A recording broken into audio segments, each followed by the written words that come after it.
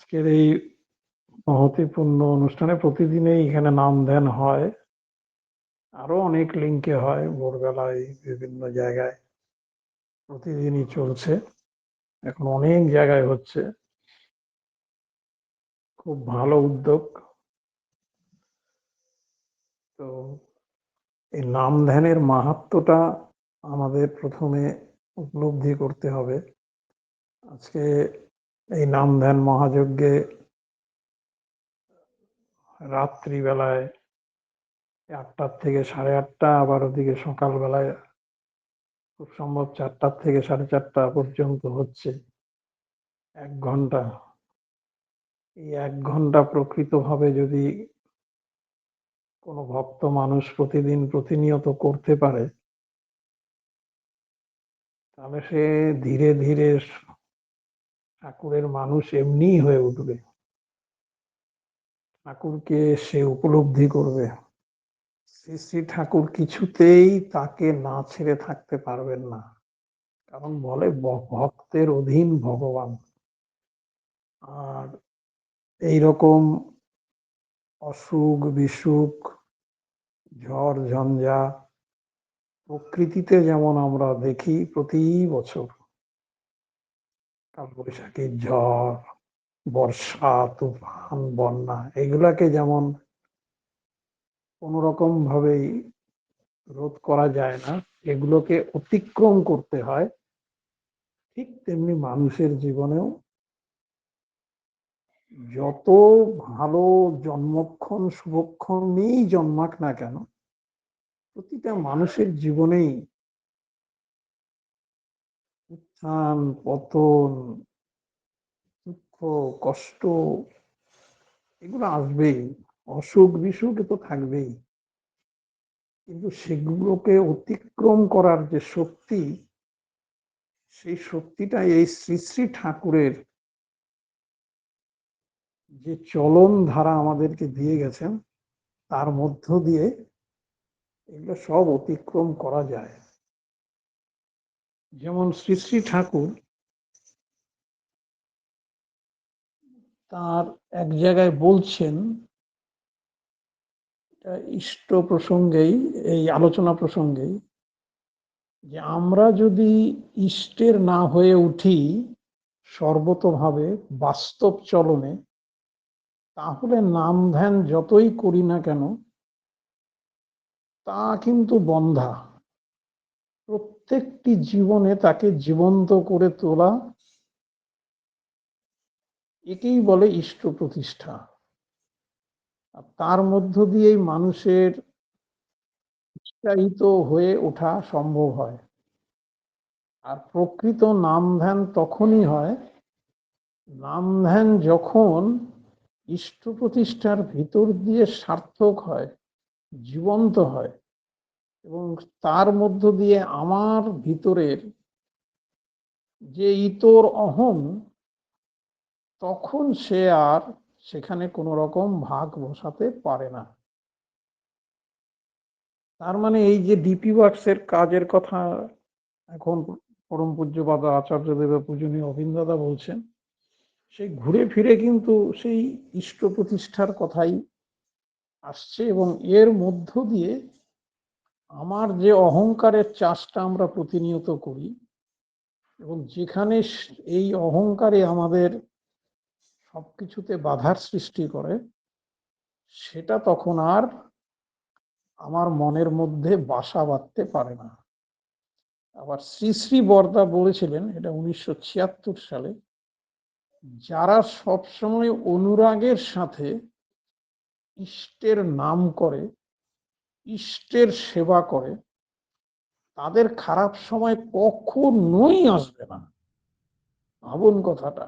শ্রী শ্রী বরদা, শ্রী শ্রী ঠাকুরের জ্যেষ্ঠাচার্য এবং আমাদের সৎসঙ্গের সংঘাচার্য বলি, প্রধান আচার্য দেবী বলি, তিনি বলছেন যারা সব সময় অনুরাগের সঙ্গে ইষ্টের নাম করে, ইষ্টের সেবা করে, তাদের খারাপ সময় কখনোই আসবে না।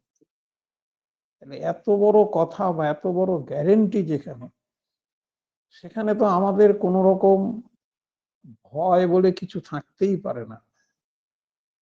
এখন এই যে প্রকৃত ইষ্টের সঙ্গে অনুরাগ বা সর্বতোভাবে যে প্রকৃত ধ্যান, সেই সম্বন্ধে আবার ঋত্বিকাচার্য, আমাদের কৃষ্ণপ্রসন্ন ভট্টাচার্য আবার এক জায়গায় বলছেন যে শুধুমাত্র ইষ্টের প্রতিমূর্তিকে চিন্তা করলে যে ধ্যান হইবে তার কোনো অর্থ নাই কো। ইষ্ট বিষয়ক স্বার্থ ও প্রতিষ্ঠা প্রয়াসী হয়ে মস্তিষ্কে যত রকম চিন্তাই আসুক না কেন, জেনারেলি যারা ধ্যান করেন দেখবেন, আমারও হয়, প্রথমে এটা ওটা নানা রকম, মানে প্রথম 10-15 মিনিট তো কিছুই হবে না, এটা চিন্তা ওইটা চিন্তা এগুলো আসতে থাকে। যেমন আমি বলি, বর্তমানে আমিও খুব অসুস্থ, আমার 10-12 দিন ধরে জ্বর সর্দি কাশি, পেটের ট্রাবলস চলছে, এবং জ্বর সর্দি কাশি কমে গেছে, পেটের ওই প্রবলেম আছে, ওই পুরোটাই ঠাকুরের উপরে ছেড়ে দিয়েছি, যে শ্রী শ্রী ঠাকুর তোমার ইচ্ছাই মঙ্গল, আমি জানি না কিসে আমার মঙ্গল হবে, আমার ভিতরে যেন তোমার ইচ্ছাই পূর্ণ। আর শ্রী শ্রী ঠাকুরের আরেকটা কথা বলা আছে যে তোমার সব অবস্থার ভিতর তার মঙ্গল ইচ্ছা বুঝতে চেষ্টা। এই যে ধরেন আমি 10-12 দিন ধরে বাড়িতে আটকে আছি, বাইরে যেতে পারছি না, তো কারণ পেট খারাপের অবস্থা ভালোই, 5-6 বার করে যেতে হচ্ছে, তার সঙ্গে সর্দি কাশি। হয়তোবা এই 10-12 দিনে আমার বাইরে গেলে আমার কোন রকম দুর্ঘটনা বা কোন রকম অনিষ্ট কিছু ঘটতে পারত, সেটা ঠাকুর অন্যভাবে আটকে রাখলেন। আমার চিন্তাধারা বা আমাদের বাবাকে দেখে, বাবার কাছে বিভিন্ন ঠাকুরের প্রসঙ্গ শুনে এটা আমার এটাই মনে হচ্ছে, মানে আমার এটার মধ্যেই মঙ্গল নিহিত আছে। এই যে 12 দিন ধরে আমি গৃহবন্দী হয়ে আছি, ঠাকুর আমাকে গৃহবন্দী করে রেখেছেন আমারই মঙ্গলের জন্য, এইভাবে ভাবতে হয়। আমরা অসুখ বিসুখ ইত্যাদি হলে যেন মুষড়ে না পড়ি, তার প্রতিটি স্তরের মধ্যে যেন তার মঙ্গল ইচ্ছাটাকে আমি বুঝতে চেষ্টা করি। সেই জন্যই ধ্যানের এটা হচ্ছে, ওই কৃষ্ণপ্রসন্ন যা বলছেন যে প্রতি মুহূর্তে ইষ্ট বিষয়ক স্বার্থ প্রতিষ্ঠা প্রয়াসী হয়ে মস্তিষ্কে যত চিন্তাই আসুক না কেন, সহজভাবে এই সমস্ত কিছুকেই ওই ইষ্ট স্বার্থ এবং ইষ্ট প্রতিষ্ঠানগুলো মনন এবং ধ্যানের মধ্য দিয়ে সেটাকে সার্থকভাবে রূপ দেওয়াটাই হচ্ছে ধ্যান। সেই জন্য শ্রী শ্রী ঠাকুর আরো অনেক ছোট ছোট বাণীতে বলেছেন যে ইষ্টপদে টান না হলে জপ করিস বা কি, জনমভর করলে জপ লাভ হবে ফাঁকি। তুই মনে করিস ধ্যান জপ, যাজন করিস মুখে, কাজে তাদের ফুটিয়ে তুলিস, বহিস জীবন সুখে। জপ ধ্যান মনে মনে, সেবায় মুখে যাজন, যা করিস না করিস রে তুই ইষ্টভীতি পালন। দুঃখ দৈন্য আপদ বিপদ যখনই যা আসুক, দেখিস কেমন যাবেই উবে, যত যাই না আসুক। দরদ ভরা ইষ্টে টান, তবেই সিদ্ধ জপ আর ধ্যান। শ্রী শ্রী বরদা বললেন এক জায়গায়, ইষ্ট স্বার্থে দুঃখ কষ্ট সেই তো হলো সুখ, আত্মস্বার্থী কর্মে যত তাকেই বলে দুঃখ। তার চেয়েও বড় কথা, এটা বাবার কাছে শুনেছিলাম, আমাদের ভাই বোনদেরকে নিয়ে বসতেন মাঝে মধ্যে, আমরা যখন ছোট ছিলাম, পরিষ্কার কথা, ঠাকুরের প্রতি কি সেই শ্রদ্ধা ভক্তি ছিল? মোটেও না। ওই দীক্ষা নিতে বলেছেন, দীক্ষা নিয়েছিলাম, ইষ্টভীতি, আর বাবা সকালের প্রার্থনা তো করতামই না, ওই সন্ধ্যাবেলায় বাবা থাকতেন এ থাকতেন, ওই প্রার্থনা একসঙ্গে করতাম। যাই হোক, বাবা কোনোদিন জোরাজুরি করতেন না, যে বোধ আসবে যখন তখন, কিন্তু ঠাকুরের পথে আমাদেরকে প্রতিনিয়ত সমস্ত কথা বলতেন, যার জন্য আমরা প্রতিটা ভাই বোন গর্ব করে বলতে পারি আমরা প্রত্যেকটি ভাই বোন, এখন যে 7 ভাই বোন আছে, প্রত্যেকে উচ্চস্বরে উচ্চ গলায় বলতে পারে আমরা সবাই সৎ। আমাদের মধ্যে নাই পরশ্রী কাতরতা, আমাদের মধ্যে নাই পরনিন্দা, আমাদের মধ্যে নাই পরচর্চা। এমনকি যার জন্য দুনিয়াতে আজকে এত বড় এই করাপশন, দুর্নীতি, এই টাকা পয়সা জনিত কোনো রকম আমাদের কোনো ভাই বোনের মধ্যে বিন্দু মাত্র করাপশনের চিহ্ন কেউ খুঁজে পাবে না। এর জন্য আমরা শ্রী শ্রী ঠাকুরের আদর্শ তো বটেই, এবং পুরোপুরি আমাদের বাবার কাছে কৃতজ্ঞ। তো এইটাই তো ঠাকুর চেয়েছেন। আসলে সৎসঙ্গ আন্দোলনের মূল জায়গাটাই হচ্ছে পারিবারিক জায়গাটাকে আগে ঠিক করা। সেই জন্য আমি প্রত্যেককে বলি, যারা এই ডিপি ওয়ার্কসে যায়, দাদা আগে বাড়িতে ডিপি ওয়ার্কসটা করেন, বাড়ির সবাইকে ঠিক করেন, তবে তো বাইরে গেলে ডিপি ওয়ার্কসটা কার্যকরী হবে। আর বাবা একটা কথা বলতেন, এটা রামকৃষ্ণ পরমহংসদেবের কথা, বলছে বিশ্বাসের মতন বড় ধন আর ধ্যান কিচ্ছু নেই। ভাবুন কথা, বিশ্বাসের মতন ধ্যান এবং ধন দুনিয়াতে আর কিচ্ছু নেই। কাকে বলেছিলেন? নরেন্দ্রনাথ দত্তকে, যিনি সুদীর্ঘ কাল রামকৃষ্ণ পরমহংসদেবের সঙ্গ করেও তার মধ্যে কিন্তু কিন্তু ছিল, তাকে বলেছিলেন। তা আমাদের কি সেই বিশ্বাস আছে? আমরা কি সেই বিশ্বাসের পথে চলি? যদি সেই বিশ্বাস থাকে, ঠাকুর নিজে বলেছেন যে আমাকে তোরা হ্যান্ডেলটা দিস না, তোরা যদি তোদের হ্যান্ডেলটা আমাকে দিস, আমি তাহলে সবার কুষ্টি ওলট পালট করে দিতে পারি। ভাবতে পারেন, কারো কুষ্টিতে যদি থাকে যে তার মৃত্যু এত বছরে, বলছে সেটা আমি ওলট পালট করে দিব, কিন্তু হ্যান্ডেলটাই তো তোরা দিস না। মানে যজন যাজন ইষ্টভীতি সস্তনী সদাচার আমি যথাযথভাবে পালন করি না। এটাই হচ্ছে আসল কথা। কত বড় কথা, বলছে হ্যান্ডেলটা যদি আমাকে দিস। এবং আমার বাবাও, সেই গল্পটা দিয়ে শেষ করবো, আর বোধহয় বেশি সময় নেই। আমার বাবাও শ্রী শ্রী ঠাকুরের যখন দীক্ষা নেন, আমার বাবা খুব সৌভাগ্যবান যে সুদীর্ঘ 35-36 বছর ঠাকুরের সঙ্গ করেছেন। কারণ বাংলাদেশে থাকতে শ্রী শ্রী ঠাকুরের সৎনাম নিয়েছিলেন। যখন ইষ্টভৃতি চালু হয়নি সেই সময় থেকে, যখন গিয়ে দেখে নিয়ে, বাবা একটা সাধারণ মানুষ, হাঁটুর উপরে ধুতি পরা, কখনো খালি গায়ে বসে আছে, কখনো একটা ফতুয়া, কখনো একটা হাতাওয়ালা গেঞ্জি, আবার গড়গড়া খাচ্ছে।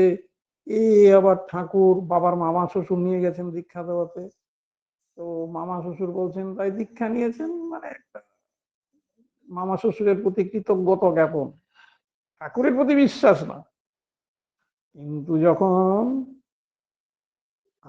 আমরা এখন 7 ভাই বোন, অ্যাকচুয়ালি আমরা 8 ভাই বোন, সবার বড় ভাই যখন মারা গেল, ঠাকুর একটা ওষুধের বিধান দিয়েছিলেন কুলেখাড়া গাছে, সেটা খাওয়ায়নি। সেই দাদার যখন 4-4.5 বছর বয়স, সেই দাদা মারা যায়। এই দিন বাবার সম্বিত ফেরে এবং ঠাকুরের কাছে হিমায়তপুর ছুটে যান। ঠাকুর যখন বলেন যে তুই আমার কথা শুনলি না, তো পোলাটারে খোয়ালি, তখন বাবা ওই ঠাকুরের সামনে বসে মাথা ঠুকে ঠুকে ঠুকরে ঠুকরে বলছেন, ঠাকুর আমি আমার ছেলেটাকে মেরে ফেলেছি, আপনি আমাকে ক্ষমা করে দিন। বাবা দেখছেন ঠাকুরও বাবার সঙ্গে সঙ্গে ঝরঝর করে কাঁদছেন, মনে হচ্ছেন যুগপুরুষোত্তম শ্রী শ্রী ঠাকুর তিনি নিজে তার সন্তানকে হারিয়েছেন। ওই সেই দিন আমার বাবার সম্বিত ফিরেছেন, এবং সেই দিন থেকে মৃত্যুদিন পর্যন্ত ঠাকুর যা যা বলতেন, শ্রী শ্রী বরদা যা যা বলতেন, শ্রী শ্রী দাদা যা যা বলতেন, এবং ঠাকুরের যা নির্দেশ পালন, অক্ষরে অক্ষরে পালন করতেন। এত যতটুকু তার বিচ্যুতি ছিল না, সেগুলো তিনি আমাদের মধ্যে দিয়ে গেছেন। তবে আমরা তো বাবার মতন হতে পারি না, তবে চেষ্টা করি। সেই বাবা এবং মা, এটা 1944 কি 45 সালের ঘটনা। তখনও ঠাকুর হিমায়তপুরে। বাবা আর মা গেছেন মনের দুঃখে, কারণ কয় বছর আগেই তাদের সন্তানকে হারিয়েছেন। ঠাকুর বাবা মাকে দেখছেন, বিমর্ষ মুখ, চুপচাপ। ঠাকুর তখন বাবাকে বললেন, হ্যাঁ রে, চিন্তা করিস কেন, তোদের আবার পুত্র সন্তান হবে। মাকে বলছে, হ্যাঁ রে মা, তোদের আবার পুত্র সন্তান হবে পরম দয়ালের ইচ্ছায়। আর শোন, ওই পুত্রের নাম রাখবি বিনোদ। আর সঙ্গে বলে দিলেন, 5 বছর বয়স পর্যন্ত কিন্তু খুব সাবধানে রাখবি, নাহলে বিপদ। বাবারা প্রণাম করে গেলেন। দাদার জন্ম খুব সম্ভব 1946 কি 47, ঠিক মানে বর্দার বয়স। তার নাম বিনোদ।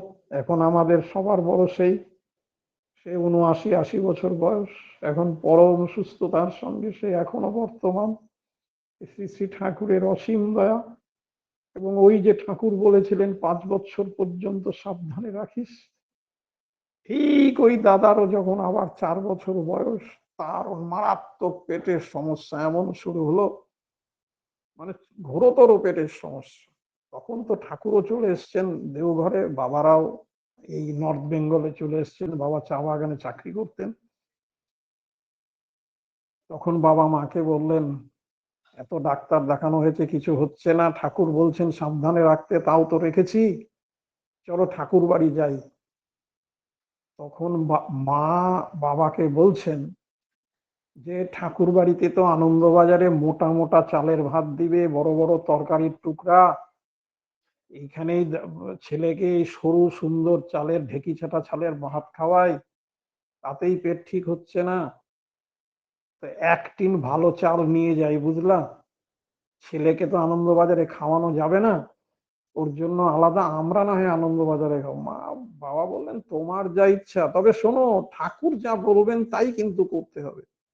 এখানে এখানে একটা কথা আছে, বাবার তো গভীর বিশ্বাস জন্মে গেছে, মার হয়তো বিশ্বাসটা সেই পর্যায়ে পৌঁছায়নি। যাই হোক, দেওঘর গেলেন, ঠাকুরকে গিয়ে বাবা নিবেদন করছেন, প্রণাম করেছেন। সঙ্গে সঙ্গে ঠাকুর বলছেন, এই শোন। বাবা বললেন, আগে তোরা 3 জনে দুবেলা আনন্দবাজারে পেট পুড়ে খাবি, বুঝলি। মা বাবাকে খোঁচাচ্ছেন, আরে ভালো করে বলো ওর পেটের অবস্থা। বাবা বলছেন, ঠাকুর সব বুঝেছেন। উঠলেন, মা বাবাকে আবার বললেন, তুমি ঠাকুরের ঠিক মতো কইতে পারছো না। বলে, সব কইতে পারছি, উনি অন্তর্যামী ভগবান, যা কইছে তাই করতে হবে। যাই হোক, 7 দিন বাবা মা দাদা আনন্দবাজারে। ওই এখন তো আনন্দবাজার অনেক ভালো, তখন আর সৎসঙ্গের পরিস্থিতি কি বুঝতেই পারছেন। 50-এর দশকের গোড়ার কথা, হয়তো 51-52 সাল হবে। সেই মোটা চালের ভাত আর মোটা মোটা তরকারি, সেই খেয়ে 7 দিন পরে আমার দাদার পেট অনেকটা সুস্থ। ঠাকুরের কাছে গেলেন, বাবা মা দাদা, ঠাকুরকে বলছেন, ঠাকুর মনে হচ্ছে একটু উন্নতি হয়েছে। হেই শোন, 1 মাস এখানে থাইকা যা, ওই 1 মাসই পেট পুড়ে আনন্দবাজারে পেট পুড়ে তোরা 3 জনে খাবি। সেইভাবে 1 মাসও লাগেনি, বোধহয় 19-20 দিনের মাথায় দাদা পুরোপুরি সুস্থ। ঠাকুর যেহেতু 1 মাস বলেছেন, 1 মাস পরে গিয়ে বাবা ঠাকুরকে বলছেন, ঠাকুর, ছেলের আর কোনো অসুবিধা নেই, ওই পরম পিতার ইচ্ছা, বুঝলি তো, সব পরম পিতার ইচ্ছায় হয়, সব তার দয়া। সেই দাদা এখন 80 বছর বয়স, ওই ঠাকুরের ওই আশীর্বাদের পরে আমি তো কোনোদিন পেটের অসুখ আর আমি শুনিনি। এইটা পরম দয়ালের ইচ্ছাই হয়। আমরা এরকম পুরুষোত্তমকে পেয়েছি। ওই রামকৃষ্ণ পরমহংসদেবের কথায় যে বিশ্বাসের মতন ধন এবং ধ্যান আর কিচ্ছু নেই। আবার ঠাকুরও যেমন বলছেন যে গভীর বিশ্বাসে সবই হতে পারে, যা চাও তাই হবে, সাবধান, অহংকার, অধৈর্য এবং অবিশ্বাস যেন তোমার না আসে। জয় গুরু। দাদা মায়েরা, সময় হয়ে গেছে। সবাই আমরা শ্রী শ্রী ঠাকুরের এই নির্দেশ, নীতি, কথা, যজন যাজন, ইষ্টবৃত্তি, শস্ত্রী সদাচার পালনের মধ্য দিয়ে, গভীর বিশ্বাসের মধ্য দিয়ে, অনুরাগের সঙ্গে ইষ্ট নাম জপ ধ্যান মনন করার ভিতর দিয়ে, এবং আচার্যদেব এবং পূজনীয় অবিন্দ দাদার নির্দেশাদি পালনের মধ্য দিয়ে, ডিপি ওয়ার্কস এর মধ্য দিয়ে মানুষকে ভালোবেসে আমাদের ব্যক্তিগত জীবন, পরিবার জীবন, সমাজ জীবন, রাষ্ট্র জীবনকে সুন্দর ও সার্থক করে তুলি। সবাই ভালো থাকুন, সুস্থ থাকুন। জয় গুরু। বন্দে পুরুষোত্তম। জয় গুরু দাদা, জয় গুরু। অপূর্ব আলোচনা। আমিও ভাবছিলাম যে এই ঘটনাটা কখন বলবেন, না হলে তো আবার বলতে হবে। যাই হোক, অপর সুন্দর করে নাম ধ্যান করলে যে কি হয়, এবং নাম ধ্যান করলে ভক্তের অধীনে ভগবান থাকেন, তা সুন্দর করে আলোচনা করে আপনি শোনাবেন। যে নাম ধ্যান করলে আমাদের প্রবৃত্তিগুলো নিয়ন্ত্রিত হয়, অনুরাগের সহিত আমাদের নাম করতে হবে, ইষ্ট স্বার্থ প্রতিষ্ঠা করাই আর তার কাজে মগ্ন থাকাই হচ্ছে সেটা হচ্ছে ধ্যান। আর তার আদর্শ মেনে চলতে হবে। আগে সেই জন্য আমাদের পরিবারটাকে ঠিক করতে হবে। পরিবার যদি ঠিক হয় তাহলে পরিবেশটা সুন্দর হবে। বিশ্বাসের মতো জ্ঞান এবং ধন কিছুই নেই। পরম বিশ্বাস, গভীর বিশ্বাস থাকা চাই তার প্রতি। তাকে গভীর বিশ্বাস নিয়ে তাকে যদি ডাকে, তাহলে সব তিনি সাড়া দেন। পরম দয়ালের ইচ্ছায় তো সব হয়। তার নিজের পরিবারের যে ঘটনা, বর্দার ঘটনাটা, আমিও আজকে কি মনে হয়েছিল যে আপনি যেন চাইছিলাম কি ঘটনাটা বলুন, কিন্তু মানে পরমপিতা তাই শুনিয়েও নিলেন। সবাইকে আমি যেমন শুনলাম, সবাই শুনলাম, আমরা ধন্য হলাম, তৃপ্ত হলাম। পরমপিতা রাঙারাতির চরণে আপনার সার্বিক মঙ্গল প্রার্থনা করলে আপনি খুব ভালো থাকুন, সুস্থ থাকুন, এবং পরিবার পারিপার্শ্বিক সবাইকে নিয়ে সুখে শান্তিতে আনন্দে ভরপুর হয়ে থাকুন, এই কাতর প্রার্থনা দয়ালে রাঙারাতির জয়। জয় গুরু দাদা। জয় গুরু। জয় গুরু মা। জয় গুরু। আপনার জয় গুরু। বাবাও দ্রুত সুস্থ হয়ে উঠুন, আর সকলে যারা অসুস্থ তারাও দ্রুত সুস্থ হয়ে উঠুন, এটাই পরম পিতার কাছে প্রার্থনা করি। জয় গুরু। জয় গুরু। জয় গুরু। শর্মিষ্ঠা মা, জয়গুরু। এই দাদার বাবার নামটা কি গো? হ্যাঁ, হ্যাঁ, প্রমোদ রঞ্জন বিশ্বাস। আর আমাদের যেহেতু বাংলাদেশের সিলেট ডিস্ট্রিক্টে বাড়ি ছিল, বাবাকে সবাই পটল বিশ্বাস বলে চিনতেন। এবং আপনাদের জ্ঞাতার্থে জানাই, আপনারা হয়তো করুণাময়ী গ্রুপের সঙ্গে যুক্ত। করুণাময়ী গ্রুপে দেখবেন বাবুল পালদা যুক্ত থাকেন।